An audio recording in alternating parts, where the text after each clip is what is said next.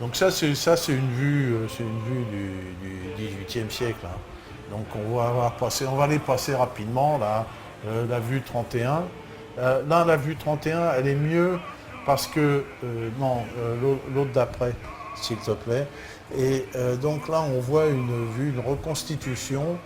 Voilà, Voilà. une reconstitution de ce qu'était le temple à l'époque de Philippe le Bel. Non, non, reviens à la vue 31, s'il te plaît. Et donc on voit ce que c'était une forteresse. Donc à l'époque, elle était euh, hors les murs, hein, hors les murs. Donc c'était vraiment une forteresse, hein, avec sa porte en biais. On ne mettait pas les portes en face, on les mettait toujours de biais pour éviter les coups, pas de canon, mais c'était des trébuchets qui étaient aussi violents. Là devant, on voit la prison et on voit à droite le fameux donjon, hein, où sera plus tard enfermé Louis XVI. Et c'était là où il y avait, qui sera une prison, où on enfermait l'argent royal. Donc ça, c'était Et à gauche, donc la là, tour César. c'est le siège des Templiers. Le siège des Templiers à Paris, hein, qui deviendra le siège, des Templiers dans l'ensemble du monde. Peu de temps. Peu de temps. Alors, ensuite, là, on va vue montrer le 32. donjon, le fameux donjon que pouvait observer Philippe le Bel Voilà, donc là- son palais, qui est resté jusqu'au... Ah, c'est à 32, non, c'est en fait. celle d'après. Qui est resté jusqu'au 19e siècle, hein, qui sera abattu par Napoléon. Voilà. Hein, Il sera abattu par Napoléon, c'est Voilà. bon, d'accord. C'est Et donc c'est là encore qu'on avait conservé une Louis des XVI. richesses architecturales qui sera abattue. Donc ça, c'est toujours, on doit ça toujours à notre très cher Viollet-le-Duc. Donc là, on voit une vue de l'église templière ensuite, Alors c'est en 33. à 33. Ouais. Hein, alors, on va prendre 33, Alors ça 34. c'est l'église templière. Oui, alors à l'église l'intérieur. templière est spéciale, hein, parce qu'elle a une rotonde. Hein, voilà, passe Ouais. à 33, la 34. Hein, là, on la voit, ça c'est vu de l'extérieur. Ensuite, vue de l'intérieur, hein, la vue d'après. C'est la vue 34, c'est ça. Voilà, Ouais. voilà. Et on voit au milieu la rotonde qu'on verra bien sur le plan. La vue d'après, 35. 35. D'ailleurs, donc cette rotonde a une forme d'étoile de David, hein, pour rappeler le temple de Jérusalem. Ils ne sont pas juifs, hein, mais bon, ils reprennent cette forme De quoi d'étoile attiser les complots. à six branches, et donc tour. Non. Bon, alors Là c'est la tour du temple. là Voilà. c'est la tour du temple. Mais on l'a vu dans l'autre film, cette disposition, parce qu'ils se mettent en rond, hein, quand ils chantent, hein, quand ils psalmodient, ils prient, ils sont en rond dans cette rotonde. Et ça, c'est spécifique aux Templiers. Donc là, on a une vue du XVIIIe siècle de la tour du Temple, qui sera la prison de Louis XVI. Louis XVI, ouais. Hein. Ensuite, la suivante. C'est la vue Voilà. 36. Ensuite. Alors, donc, qui Philippe le Bel va, après avoir spolié les Lombards, il va s'en prendre aux Templiers, et pour leur prendre d'une part leur prendre leur argent, d'autre part pour leur prendre leur pouvoir, qu'ils jugeaient exorbitant et qui allait à l'encontre de la souveraineté française. Il faut bien le dire. Ouais. Que si, Et puis il y avait on quand se même passe- quelque part un danger. Moi, quand je comprends bah, la bien situation, je me mets à sa place, je me dis, ces gens-là peuvent à un moment donné me tomber dessus quand même quelque part. Ben voilà. Alors Et- donc c'est qui ce Alors là, ça c'est Clément V. C'est qui? hein. C'est le pape, donc le fameux pape c'est que Philippe le Bel met en voilà. place. Et donc c'est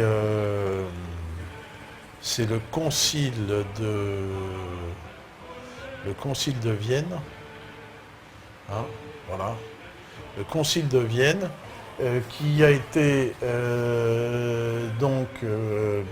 qui a été convoqué pour juger les Templiers côté du pape, hein, puisque les Templiers, ils ont été arrêtés, on les a soumis à la torture, et ils ont avoué, tout ce qu'ils voulaient, qu'ils étaient pédérastes et qu'ils volaient l'argent. Ça, c'est le fameux... Alors, juste pour la petite anecdote, parce que ça vaut le coup quand même. Donc, c'est l'arrestation est ordonnée le vendredi 13 octobre 1307 par Philippe le Bel. Et donc, la superstition en France du vendredi 13 viendrait de là. Ça, je sais pas. C'est ce qui... alors, je sais pas, est-ce que c'est une légende populaire, mais j'ai toujours entendu dire que... À l'aube du 13 octobre, du vendredi 13 octobre, les sénéchaux et les baillis arrêtent 140 Templiers à Paris. Ils sont remis aux inquisiteurs dominicains. C'était pas leurs potes, les dominicains, qui les font avouer, parce que c'était les dominicains, c'est ceux qui faisaient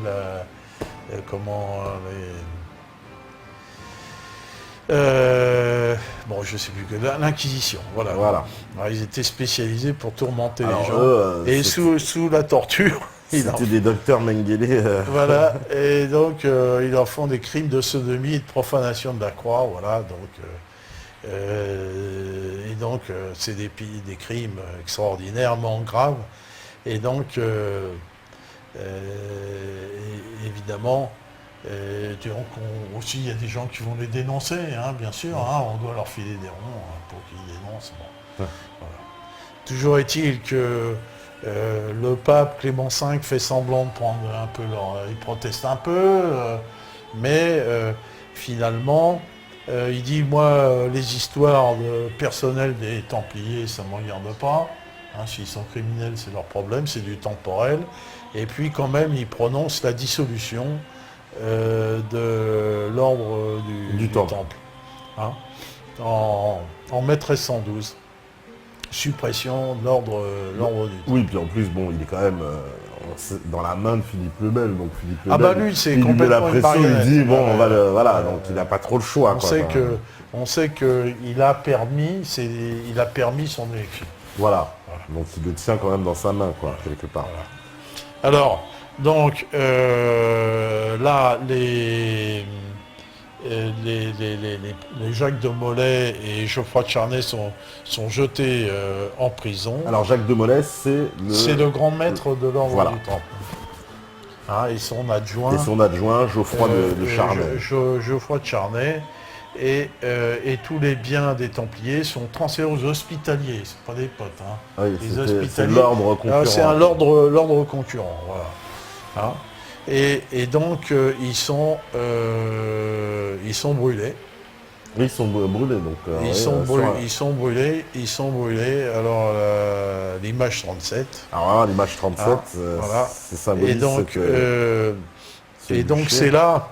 Bon, ça c'est une image du XVe siècle. Là, on voit comment ils sont vêtus, parce que c'est des livres d'histoire de l'époque. Et donc l'image 38, on voit évidemment la malédiction, pape Clément, chevalier Guillaume de Nogaret, roi Philippe, avant un an, je vous cite, à paraître au tribunal de Dieu pour y recevoir votre juste châtiment. Maudit, maudit, vous serez tous maudits jusqu'à la 13e génération de vos races. Voilà. Ouais. Ça, c'est la malédiction de Jacques de Molay, et qui va eh bien, évidemment, s'avérer réel, puisque l'année suivante, Philippe le Bel et Guillaume de Nogaret vont mourir. Philippe le Bel, ce sera au cours d'une chasse au sanglier, et un sanglier viendra se mettre dans les pattes de son cheval, et lui, il fera un plongeon, il va tomber sur la tête et il va mourir sur le coup. D'accord. Voilà. Et Guillaume de Nogaret, je ne sais pas comment il est mort, mais il est mort la même année. La même année, ça suit de quelques mois. De quelques mois, celui qui haïssait complètement ces papistes. Voilà. Donc, l'héritage du roi de fer, il est important. Hein, c'est surtout, il se détache de l'influence du pape. Hein, c'est ça qui est important. Ça, c'est important, ouais. Hein, et il accorde la liberté au cerf. Ah oui, il n'y a plus de cerf. Après, il n'y a plus de cerf. Oui. Hein, et il fera des premiers états généraux. Hein. Voilà, et donc il va affaiblir les grands féodaux aussi. C'est pour ça que les républicains du 19e siècle l'aimaient bien. Et que je me souviens que des premiers rois maudits de Stelvio Lorenzi, qui était un communiste, un homme de gauche, l'avait un peu encensé, vilipendé le pape et les Templiers, parce que il apparaissait comme le défenseur de la nation. Moi, je trouve tout ça que c'est un peu exagéré. À mon avis, il s'en foutait. C'était surtout son pouvoir. Mais enfin, on n'est pas là pour savoir ce qu'il avait dans la tête, ce Philippe le Bel. Toujours est-il qu'il a mis en place quand même une administration royale. Assez efficace. Et c'est un pas de plus dans l'érection de l'État. Oui. Hein, un pas de plus dans l'érection de l'État du pouvoir absolu et un pas de moins dans la féodalité. Alors, certains jugent ça positif, d'autres le jugent négatif. Moi, je n'irai pas jusqu'à... Je ne suis pas étatiste. Certains m'accusent d'être un libéral libertaire. Donc, c'est comme ça. Bon. On n'a pas jugé finalement l'histoire. C'est une manière un peu stupide. L'histoire, c'est l'histoire. Voilà. Bon. Alors donc après, c'est là que à la mort de Philippe le Bel, forcément, il y a la succession. Alors, donc il est marié avec Jeanne de Navarre. On va voir alors c'est l'image 39, hein, mais peut-être qu'on l'a déjà vu. On l'a déjà vu, c'est la belle famille qu'on avait vue tout à l'heure. Ouais. Voilà, on l'a vu. Alors on va repasser, là on voit la famille. Hein, et puis on va passer à l'image 40, là on va pouvoir avec ses enfants. Voir un petit peu comment que ça fonctionne. D'accord. Alors là c'est Donc ça c'est la succession de Philippe le Bel. Donc sur l'image 40, on voit bien l'image 40 de Philippe le Bel, sa succession de ses enfants, de ses petits-enfants et comment que ça va se goupiller. D'accord. Donc, Philippe le Bel est marié avec Jeanne Ier de Navarre, femme forte, de pouvoir, qui, elle, hérite, qui était à la tête de ses armées, qui a créé des collèges à Paris, et qui les a financés. Donc, ils ont eu 4 enfants. Louis dit le hutin. Le hutin, ça veut dire le nerveux, c'est ça Oui, le nerveux, celui qui cherche des nourrices. Voilà. Le hutin. Après, Philippe dit le long, parce qu'ils avaient tous des surnoms. Des surnoms, ouais. Et Charles le Bel. Ouais. Et une fille, Isabelle de France, qui sera mariée à Édouard II d'Angleterre. Et qui aura donc un fils, Édouard III, qui lui, évidemment, sera très important, c'est lui qui va faire la guerre à la France et qui gagnera à la fois la bataille de Crécy, qui fera le siège de Calais, avec le fameux épisode des bourgeois de Calais. Bon. Donc, on voit que derrière, Louis X le Hutin est marié avec Marguerite de Bourgogne, la fille du... Alors, la Bourgogne, il y a 2 Bourgognes. Il y a le duché et le comté. Hein. Voilà. Le duché est vassal du roi de France et le comté est vassal de l'Empire. De l'Empire. Hein, c'est de part et d'autre de la Saône. Donc, il y a Marguerite de Bourgogne et Jeanne de Bourgogne et Blanche de Bourgogne. Enfin, Jeanne d'Artois-Bourgogne, parce qu'elle est d'Artois par sa mère c'est Mao d'Artois. Et elle est du comté de Bourgogne par son père, ainsi que Blanche. Alors, Marguerite de Bourgogne, c'est là où vient l'affaire des brus du roi. Hein. Donc, Marguerite et Jeanne seront dénoncées par Isabelle. Ce sont les belles-filles de Louis-Philippe, on dit ça, les brus. C'est les brus, les belles-filles. C'est les belles-filles. Voilà. Donc Marguerite et Jeanne, elles vont être dénoncées parce que... Par Isabelle. Par Isabelle. Isabelle avait la offert... fille de Louis-Philippe, hein. de Philippe le Bel. De Philippe le Bel. Elle avait offert des aumônières à ses belles-sœurs. C'est belle-sœur. Hein, elle fait des belles aumônières, voilà, comme ça se faisait. Et puis un jour, elle voit ces aumônières pendues à la ceinture des frères d'Aulnay, des beaux chevaliers qui courtisaient, comme on le faisait bien à l'époque, ces dames. Et donc, elle a dénoncé ça à son père, hein, en prétendant, je ne sais pas si c'est vrai, que ces chevaliers, ces frères d'Aulnay, couchaient avec l'un avec Marguerite de Bourgogne et l'autre avec Jeanne. Blanche, elle n'est pas prise dans cette affaire-là, mais elle aura quand même des ennuis parce qu'elle ne les aurait pas dénoncés. Voilà, cette affaire est quand même d'importance. Alors, les deux chevaliers sont arrêtés, torturés. Terrible ce qui leur arrive. Et ce qui leur arrive, c'est terrible. Alors, ils avouent sous la torture. Évidemment, sous la torture, à l'époque, tu pouvais avouer tout ce que tu voulais. Et donc, ils sont accusés de crime de lèse-majesté, ce qui est extrêmement grave. Donc, ils sont d'abord écorchés vifs. Ils sont ensuite écartelés avec des chevaux, démembrés. Donc, on les émascule, Oui. schnouk, et après, on leur coupe la tête. Voilà. À ces pauvres gars Déjà au premier sévice, qui avaient courtisé ces jeunes dames, hein, Voilà. très très jeunes, qui étaient férus d'amour courtois, de chansons, de poésie, et qui s'étaient laissés courtiser. Alors le problème qu'on peut se poser, c'est que dans ces règles d'amour dit courtois, de fin amour, est-ce qu'on allait au bout ou pas? Parce que c'est un peu tout le problème, parce que finalement, on trouve qu'il y a pas mal de coucheries au bout de ces relations. Hein.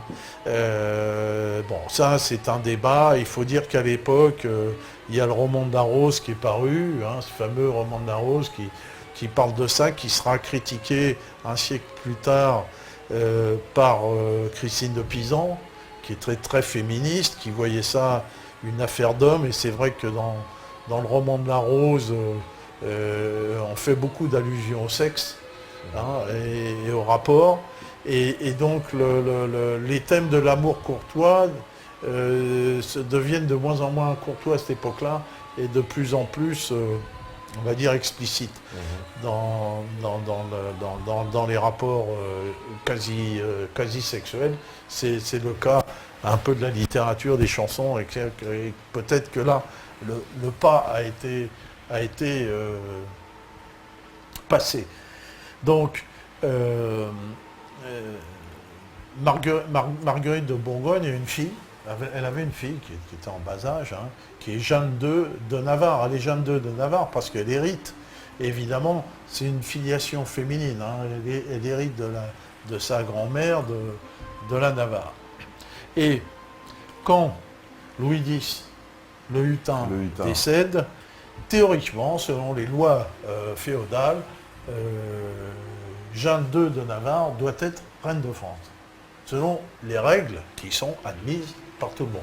C'est-à-dire que quand il n'y a pas d'héritier mâle, la filiation, c'est une femme, comme ça s'est fait partout, et ça s'est fait avant et ça se fera après. Et comme sa mère, effectivement, a fauté, comme on ne sait pas, elle est adultère, alors on va l'enfermer, cette pauvre Marguerite, hein, à Château-Gaillard, dans une cellule en plein vent, et il est dit qu'elle aurait été étranglée, finalement, pour que son époux puisse se marier avec Clémence de Hongrie et essayer d'avoir un héritier mâle, qu'elle va avoir, hein, c'est Jean Ier dit posthume, qui va mourir 2 ou 3 jours après. Bon. Et donc, elle doit être reine de France, et donc les grands du royaume, les feudataires, se divisent entre ceux qui désirent qu'elle soit reine de France, selon la loi en vigueur, et ceux qui veulent déroger à cette loi, et qui vont inventer la fameuse loi salique, qui est complètement bidon. Elle est sortie d'où cette loi salique, c'est-à-dire? Elle est sortie de rien, ils l'ont inventée pour l'occasion. Voilà, ils ont Elle dit n'existe qu'il y a pas. une loi ancestrale qui interdit aux femmes de régner. En gros, c'est Alors, ça. là, on appelle ça aller de l'anse en quenouille. Alors, tous les apanages vont de l'anse en quenouille. Hein, c'était le terme qui était utilisé à l'époque. Et donc, ils iront après encore de l'anse en quenouille. Voilà. Mais là, c'est cette fameuse pseudo-loi salique a été taillée sur mesure pour que Jeanne de Navarre ne soit pas reine de France. Voilà, à cause de sa mère. À cause de sa mère qui avait fauté. Voilà. Donc c'est énorme conséquence pour la France parce qu'il n'y a jamais eu de reine en France en fait à cause. Il n'y a jamais eu de reine en France, alors ça aura des conséquences importantes puisque ce sera à l'origine de la guerre de 100 ans, puisque Isabelle de France, qui était donc une capétienne, alors il faut dire que si Jeanne de Navarre n'est pas reine de France, c'est qu'on lui a fait aussi renoncer volontairement. Elle a signé des documents. Elle a renoncé elle-même au trône. Et on lui a donné d'ailleurs des avantages par rapport à ça. Elle a renoncé. Et donc on ne sait pas la loi salique, là à ce moment-là, si c'est cette loi salique qui a fait que Jeanne II de Navarre ne soit pas reine de France, ou si c'est son renoncement volontaire. Toujours est-il qu'elle a renoncé. Elle a renoncé, et ce renoncement va amener un grave problème. Pour la succession. Pour la succession, puisque le fils d'Isabelle et d'Édouard II, Édouard III d'Angleterre, va dire tout ça c'est du bidon. Jeanne, elle a renoncé au trône. La loi salique, c'est un truc qui est une invention pure et simple, ce qui est vrai. Donc, le roi de France, c'est moi. Le fils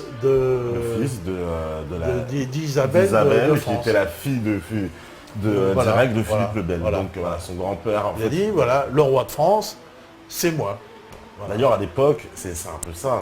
La France, l'Angleterre, bon, c'est pas trop, quoi. Alors, Édouard Ier est marié avec une princesse de France, Édouard II est marié avec une princesse de France. Donc, aussi, tous ces gens-là parlaient français, parce que leur mère était cour française. Tout le monde parlait français, comme à Paris. C'était des rois francophones, d'ailleurs. Des rois francophones, ils étaient quasiment français, donc les Plantagenets étaient français. Et donc, cette filiation était de culture totalement française. Alors voilà les conséquences extrêmement gravissimes de ça, parce que ça va amener la guerre de 100 ans. Hein, puisque Édouard III, alors d'abord, Édouard III ne pardonnera pas à sa mère d'avoir fait tuer son père Édouard II. Tu sais que Isabelle a repris le pouvoir, a levé une armée avec son amant. Avec son amant. Hein, donc ils ont pris Londres, ils ont zigouillé l'amant d'Édouard II, et ils l'ont jeté en prison. Et dans l'histoire des rois maudits, paraît-il qu'il a été puni par où il a péché avec un tisonnier cheveux rouges. Ou dans d'autres histoires, on dit qu'il a été étouffé. Peut-être que cette histoire du tisonnier. En tout cas, elle le fait tuer. Elle le fait tuer. Donc Édouard III ne pardonnera pas à sa mère, elle la fera mettre en résidence surveillée. Il l'a fait enfermer, voilà. Enfermé, résidence surveillée. Oui, fermé, voilà. Tout, quoi. Hein, et il fera pendre son amant. Son amant. Voilà. Radical. Donc voilà, et donc lui il dit, le roi de France c'est moi. Et donc ça va engager la guerre de 100 ans, on verra, parce que à la suite de ça, donc on verra que le fils de Louis X le Hutin et de Clémence de Hongrie ne va vivre que 2 jours. Hein, d'ailleurs, la légende dit qu'il leur aidé à mourir et que ce serait Mao d'Artois, la mère de Philippe le Long, qui l'aurait aidé. Mais ça, c'est du druon, hein, on ne sait pas. Hein. Si c'est vrai, Mao d'Artois, qui était une femme forte, qui est un personnage important du roman de Druon. Et donc, elle va elle va sauver sa fille, hein, parce que sa fille, alors, donc, la Jeanne de Bourgogne, elle sera aussi emprisonnée, mais elle ne sera pas tuée. Elle sera pas tuée, finalement, ouais. hein, elle va aller au couvent. Au couvent, voilà, on va les On dire. va casser son mariage, Voilà. et son mari, bah, il aura que des filles, et donc il n'aura pas de garçon non plus. Et donc, et comme, Il y a la comme loi ces Salique. abrutis, ils ont mis la loi Salique. Du coup, il pourra pas. Du coup, ils ont pourra pas donner donné l'héritage. les verges pour se faire battre. Voilà. Voilà, donc Walou, pas de reine, donc lui, c'est terminé pour lui. Donc après, on va passer à Charles IV le Bel, qui est marié avec Blanche. Alors elle, Blanche, va être un peu emprisonnée, mais elle va être pardonnée. Hein. Elle va être pardonnée complètement, et elle aussi n'aura que des filles. Et donc, la dynastie va s'éteindre du fait même de cette invention de la loi Salique. Donc la dynastie capétienne va s'éteindre à ce moment-là. Et c'est donc le fils du frère de Philippe de Bel, Charles d'Anjou, voilà. Charles de Valois plutôt, Charles de Valois, qui son fils sera roi de France sous le nom de Philippe VI de Valois.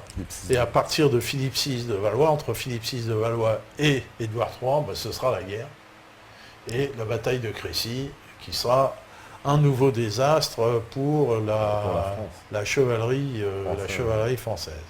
Voilà un petit peu cette histoire des bruits du roi qui, donc... à l'époque, on rigolait pas avec l'adultère. Où ces jeunes femmes et férues de littérature et de chansons d'amour, eh bien, finalement, passeront le trait, ou peut-être pas, on ne sait pas, parce que finalement, les amants, les frères d'Aulnay ont avoué sous la torture, hein, et les filles, on y est. Bon, alors, voilà. Alors, il faut dire aussi qu'on est dans une époque où l'Église condamne tous ces codex d'amour courtois. Hein. Et d'ailleurs, j'aimerais qu'on passe une chanson. Alors, c'est une chanson qui est qui date du siècle suivant, mais hein, qui est chantée par deux Américains. Là, vous voyez ce que je veux dire? C'est quoi le titre de la chanson? Le titre de la chanson.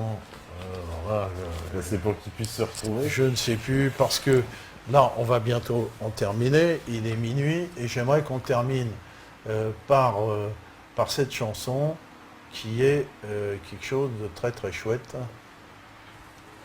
Alors, bon, c'est bon, il l'a trouvé. Hein? Il a trouvé. Donc il a trouvé. Oui. Voilà. Et les collèges, bon, on a vu, hein, quand j'ai montré, on a vu les collèges. Hein, on a vu les collèges, on a vu les Goliards. Et juste après la chanson, je vais conclure par cette histoire de la légende de la Tour de Nesle. Hein. Alors on passe la chanson. Et je termine par la légende de la Tour de Nesle. Après, pour la conclusion. À tout de suite. Très, très, très, très, très belle musique, très belle chanson.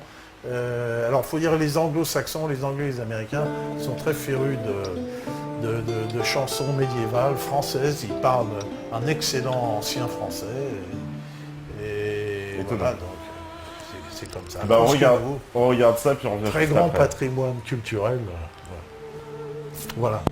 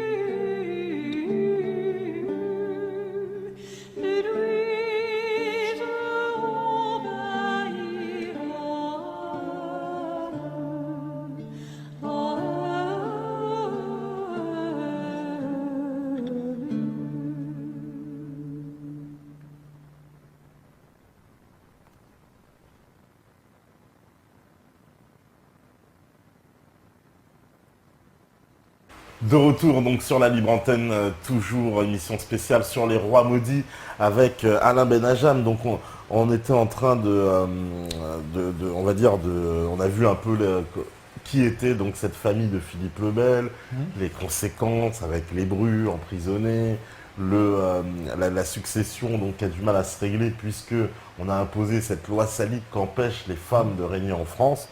Et on arrive à un plus grand désordre. Terrible, et donc ça va engendrer. D'ailleurs, je voudrais un mot sur la musique que vous avez vue, la très gracieuse Jouvencelle, c'est chanté par un couple d'Américains, et il faut voir que ce sont surtout les anglo-saxons qui reprennent le patrimoine culturel médiéval. Voilà, bon, très peu de Français, beaucoup d'Anglais et d'Américains. Et c'est une très très grande qualité ce que les gens ont chanté. Bon, alors évidemment ça va engendrer deux conséquences. Une conséquence donc pénible pour la France qui est la guerre de 100 ans, et la guerre de 100 ans va représenter un effondrement pour la France. Alors il faut dire qu'il y a eu le beau XIIIe siècle, magnifique, pas de famine, les richesses, la population qui explose, trop même, et la pollution qui va avec. Et après, là, on va tomber dans le désastre. On va tomber dans le désastre, c'est quasiment la malédiction de Jacques de Molay. Donc, parce qu'il va y avoir un changement climatique et les cultures vont pourrir sur pied. Puis la guerre de 100 ans, alors le début de la guerre de 100 ans sera un désastre absolu. Il va y avoir la bataille de Crécy, où désastre pour la France, la chevalerie française, la chevalerie. Alors c'est toujours pareil, Dada, voilà, toujours on fonce, et puis comme des abrutis. Et puis on se fait empaler sur les alors, ennemis. Dans la guerre nobiliaire de chevaleresque, manque de peau, il y a des règles précises, mais il y avait que les Français qui les appliquaient. Qui les appliquaient, mais pas les autres. Donc voilà, les autres, ils étaient là pour tuer. On avait un train de retard encore quand même sur cette affaire Donc à chaque fois c'était pareil, donc à Zincourt, pareil, donc même scénario, même motif, même punition, c'est pareil. Donc il y a ça, il y a ce changement climatique, il y a ce désastre bancaire, ces banqueroutes, après il va y avoir la peste noire, et donc cette magnifique civilisation va s'effondrer complètement, et donc pendant ce XIVe siècle, on ne fera plus de ces grandes cathédrales, et les gens seront enfermés dans les villes, et c'est ce qui va justement amener la peste. Alors après, il va y avoir les chevauchés du prince noir, le fils d'Édouard III. Le fils d'Édouard III, qui va ravager les campagnes avec les Anglais, etc. Et donc là, ce sera un désastre. Il y a l'image de la femme qui va en prendre un coup parce que les étudiants, les Gauliards vont se saisir de cette légende dite de la tour de Nesle. Si vous pouvez retrouver une image de la tour de Nesle, pour montrer les deux images de la tour de Nesle et du Louvre, si vous les retrouvez. Et donc on voit que en aval de Paris, juste au niveau des fortifications, sur la Seine, il y a deux tours jumelles. Sur la rive gauche, la tour de Nesle, sur la rive droite, la tour du Louvre. Et donc, voilà. Donc là, on voit la tour de Nesle. Voilà. Et donc, il y a une chaîne qui est tendue, on la voit ici, entre la tour de Nesle et de l'autre côté, la tour du Louvre. Ouais. Et cet adultère se serait passé dans la tour de Nesle, alors qu'on pense plutôt que c'est au Louvre en face qui serait été beaucoup confortable. Et voilà. Et donc, mais c'est les mêmes tours. Et donc, tout le personnel de ces princesses sera sacrifié. Tous, jusqu'au moindre porteur, jusqu'à la moindre chambrière, ils seront tous tués. Et donc les valets seront cousus dans des sacs et jetés à la, à la Seine. Ah ouais. Et donc tout ça, ça va un peu échauffer les esprits, tout ce massacre qu'il y aura autour de cette affaire, ce scandale.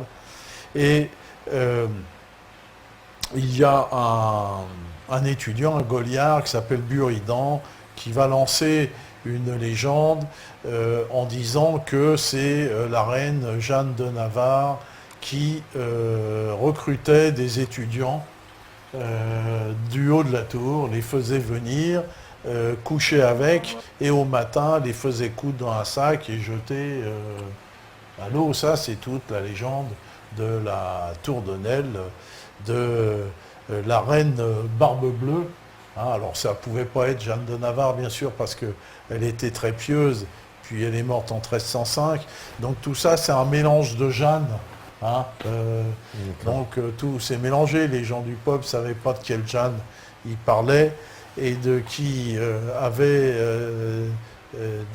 s'était comporté de la sorte, que ça soit vrai ou faux. Toujours est-il que cette légende de la tour de Nesle est restée tenace parce que après ce fameux Buridan qui prétend, lui, il a prétendu avoir été recruté par cette Jeanne de Navarre et qu'on l'aurait jeté, mais que des amis auraient mis une barge avec de la paille, il serait tombé dans la paille et d'autres auraient jeté des pierres pour faire le plouf. Et que, voilà, et après il a raconté toute cette histoire. Alors cette histoire a été déployée par plusieurs, même par Brantôme, qui en a parlé de cette Jeanne de Navarre, Barbe Bleue. Alors il faut dire que Jeanne de Navarre, qui avait créé ce collège de Navarre important, avait eu des soucis avec les étudiants, hein, parce qu'il y en avait beaucoup, ils étaient très turbulents, il y avait eu des procès, et finalement elle était mal vue par ces étudiants, et peut-être qu'ils ont monté un peu cette cabale. François Villon, après, au XVe siècle, a fait aussi une chanson sur cette fameuse reine tueuse. J'ai dit Brantôme, et ça a été jusqu'à Alexandre Dumas qui a fait une pièce sur la tour de Nesle. Donc on voit que cette légende a traversé les époques. A traversé des siècles et a montré une image de femmes diaboliques qui étaient esclaves de leur sens. Hein, et de leur sexualité débordante. D'accord, ouais. Et donc, l'image de la femme sera absolument écornée. Il faut dire que à partir de la fin du XVe siècle, du XVIe siècle, donc commence donc une dégradation totale de l'image de la femme qui est élevée au XIIIe siècle, qui va se dégrader jusqu'au XVIe siècle, où il y aura une véritable répression anti-féministe, et donc il y aura entre 50 et 100 000 femmes qui seront massacrées au XVIe siècle, hein, accusées de sorcellerie. Ça ira jusqu'au XVIIe siècle d'ailleurs. Tous ces massacres de masse de femmes qui seront, donc même en général le féminin, sera accusé par l'Église de diabolique. Parce qu'il faut dire que ces étudiants étaient des étudiants clercs qui vont devenir des prêtres, que l'Église n'aime pas les femmes. Eux-mêmes ont fait vœu de chasteté, alors on ne sait pas trop de quelle tendance sexuelle ils sont. D'ailleurs, hein, tout ça c'est ambigu, mais il y a cette haine qu'il y avait déjà les Templiers, cette haine du féminin absolument inextinguible, cette haine de l'Église qui va poursuivre les femmes jusqu'à ces fameux massacres du XVIe siècle. Alors voilà l'autre conséquence de cette affaire des brus, de l'adultère des brus, et qui va donner lieu à cette fameuse légende de la tour de Nesle. Voilà. Et donc, alors, pour vraiment conclure sur ça, parce que ça va durer 100 ans quand même, la guerre en question entre la France et l'Angleterre. Alors après, évidemment, la guerre La guerre va durer jusqu'à 1454, Voilà. bataille de Castillon, et jusqu'au moment où il n'y aura plus de nobles pour combattre.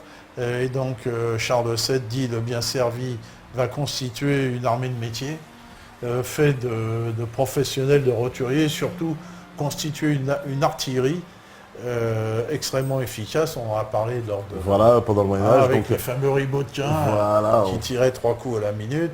Et donc, il y aura la bataille de Castillon, 1000 pièces d'artillerie et qui vont hacher la charge anglaise. Et ce sont là les Anglais qui vont charger à la lance et qui vont être hachés par l'artillerie française complètement. Ils n'y reviendront plus. Ils n'y reviendront plus. Alors, évidemment, là, à partir du XVe siècle, la France aura un avantage militaire important sur tout le monde, avec l'artillerie mis en place par les frères Bureau, qui seront les grands maîtres de l'artillerie et qui sont d'ailleurs extrêmement honorés, comme je l'ai dit, et qui sont vraiment les artisans de la victoire de la guerre de 100 ans. Voilà. Jeanne d'Arc a réussi à renverser la vapeur avec la prise d'Orléans. ouais. Donc il ne faut pas l'oublier, cette brave Jeanne, mais c'était un symbole, c'était une ninja de Yolande d'Aragon.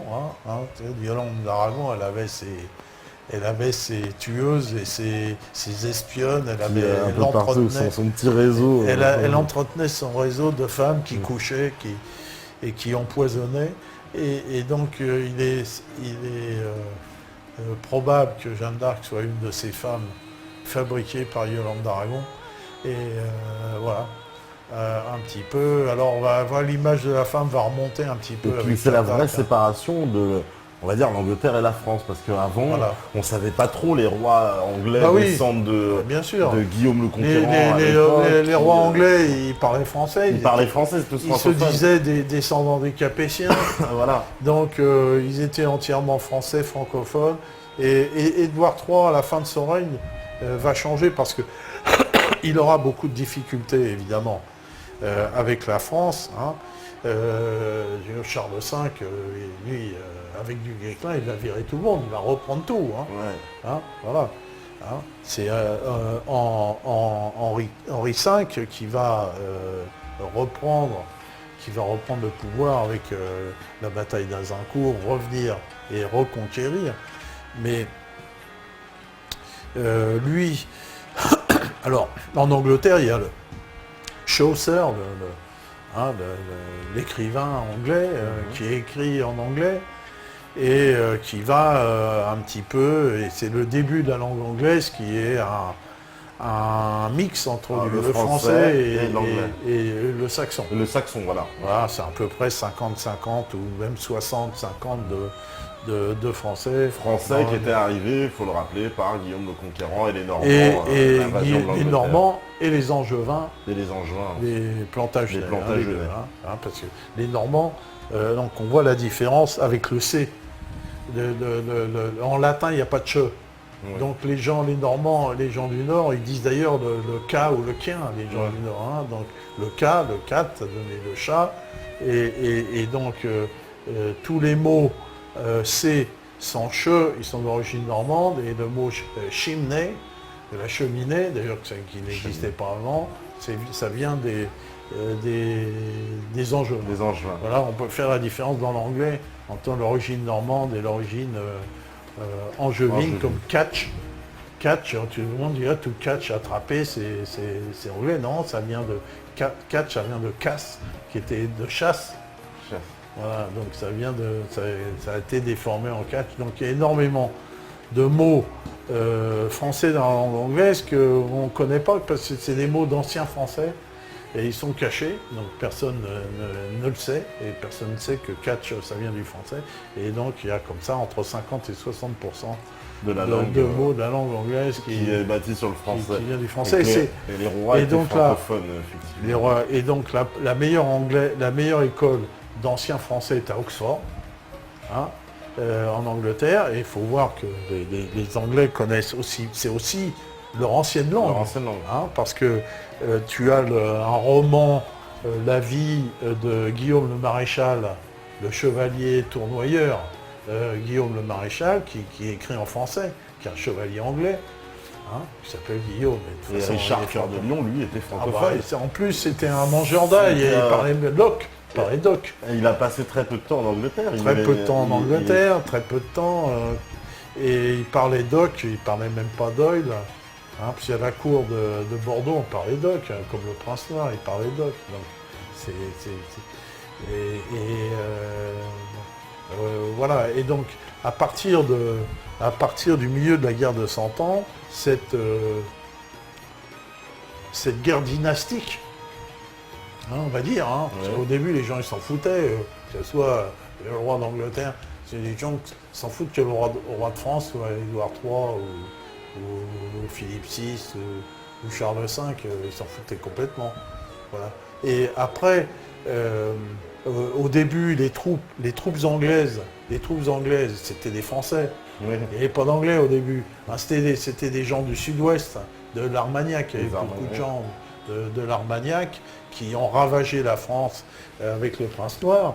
Et que ce travail du Prince Noir n'a rien donné parce que les gens se sont enfermés dans les villes, puis ils n'avaient pas les moyens de les prendre. Donc, bon, ça n'a rien donné. Et donc, les Anglais ont dépensé beaucoup d'argent, beaucoup d'hommes là-dessus, et ils ont commencé à recruter des gens du peuple pour servir de soldats, notamment les fameux archers avec les longbows, les grands arcs en bois d'if, très puissants. Et donc, à force de faire venir des Anglais qui parlaient, alors les gens du peuple parlaient l'anglais, le saxon, hein, ne parlaient pas le français. Ouais. Il y avait que les officiers et qui parlaient le français. Et donc, l'habitude a été prise par les Français de voir ces soudards parler l'anglais, et qu'on a appelé les godons. Les godons, parce qu'ils disaient Goddam. D'accord. Voilà, alors on les a appelés les godons. Jeanne d'Arc les appelait les godons. Les godons. Parce que là, vraiment, ils parlaient l'anglais. Donc, et donc, il y a eu une différenciation linguistique qui s'est opérée entre les deux. Et un sentiment national qui s'est... Et qu'a fait naître les deux nations, quelque part. Les deux nations, et puis à la fin de la guerre de 100 ans, chaque soldat avait une marque nationale, ce qu'il ne faisait pas au début du tout. Chacun avait les armes de son vassal. Tandis que vers la fin, tous les Anglais avaient une croix rouge, et les Français une croix blanche. Comme ça qu'ils pouvaient se désinguer les uns les autres en toute connaissance, sans se tromper. Sans se tromper. Voilà. Bon, bah écoute, c'était, je crois, un exposé des plus intéressants. Donc sur les rois maudits, on vous refera des soirées histoire comme celle-là où voilà, on va creuser on va dire un aspect de l'histoire qui est vraiment... Alors on va parler de la Révolution française, on leur annonce qu'il y aura une émission spéciale Révolution française. Et en particulier, on va parler aussi de l'influence de la franc-maçonnerie justement dans ces révolutions. Oui, mais on va surtout parler aborder ce thème. De la Déclaration des droits de l'homme et du citoyen. Exactement. Donc bientôt à venir sur Méta TV, donc vous voyez plein de sujets.